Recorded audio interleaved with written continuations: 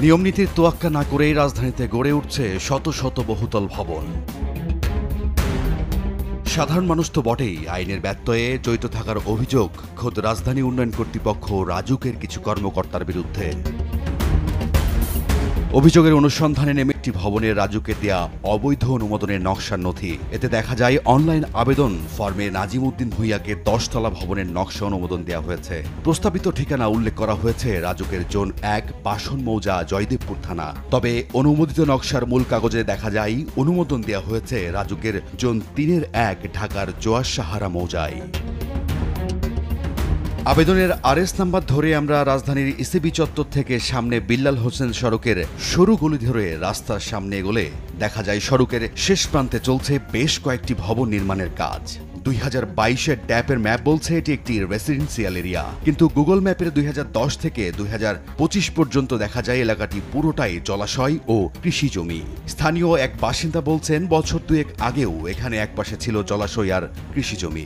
2022 সাল পর্যন্ত তখন থেকে হচ্ছে যে আস্তে আস্তে এখানে যে মাটি ফেলাইছে, তারপর হচ্ছে এটা লেভেল করছে। তার আগে এটা বিল ছিল, মাছ চাষ হইতো, এবং প্রত্যেকে রাজুক থেকে প্ল্যান পাস করে এই কাজ করতেছে।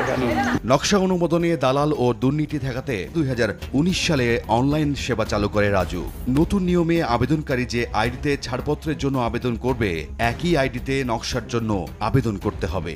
কিন্তু অবৈধভাবে অনুমোদন পাওয়া সকলেরই অনলাইন আইডি পাসওয়ার্ড হারিয়ে যাওয়ায় প্রশ্ন উঠেছে রাজুকের ভূমি ছাড়পত্রগুলোর সত্যতা নিয়ে। ছাড়পত্রে দেয়া কিউআর কোড স্ক্যান করলে কোনো তথ্যই পাওয়া যায় না।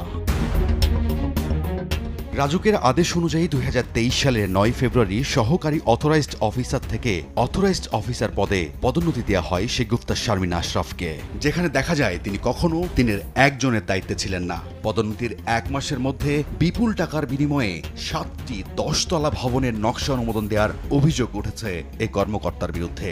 এই অনিয়মের সঙ্গে যুক্ত হয়েছে সে সময়ে জোন 1-এর দায়িত্বে থাকা ইমারত পরিদর্শক ও বিসি বোর্ডের সদস্যের নাম। এ নিয়ে ইমারত পরিদর্শক আর বিসি বোর্ডের এক সদস্য নিজেদের সাফাই গিয়ে দায় চাপান একে অন্যের ওপর। জায়গা পরিদর্শনে গিয়েছিলেন?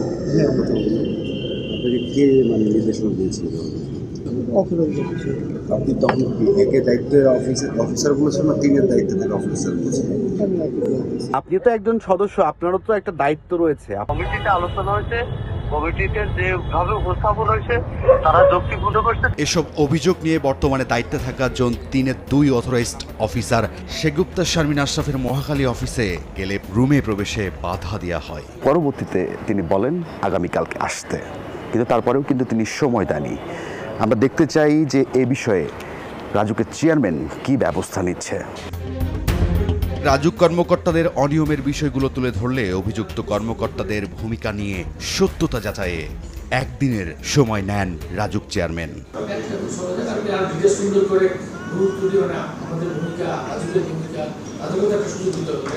পরদিন অনিয়মের বিষয়টি স্বীকার করে গতানুগতিক তদন্ত করে ব্যবস্থা নেওয়ার আশ্বাস দেন এই রাজুক চেয়ারম্যান। সিপিটা ছিল আধা অনলাইন আধা হার্ড কপি। এটা একটা তখন কিছু অনিয়ম করারও সুযোগ কিন্তু ছিল সে সময়। তার সেখানে পোস্টিং কোথায় ছিল আর কি ছিল আর ফরেনটা কেন এরকম হলো, এইটা আমি অলরেডি তদন্ত করার নির্দেশ দিয়েছি। একদিকে অনিয়ম করে ভবন নির্মাণের সুযোগ দেওয়া হচ্ছে, অন্যদিকে মোবাইল কোর্টের মাধ্যমে নকশা বহির্ভূত ভবনের অতিরিক্ত অংশ ভেঙে ফেলছে খোদ রাজধানী উন্নয়ন কর্তৃপক্ষ রাজুক।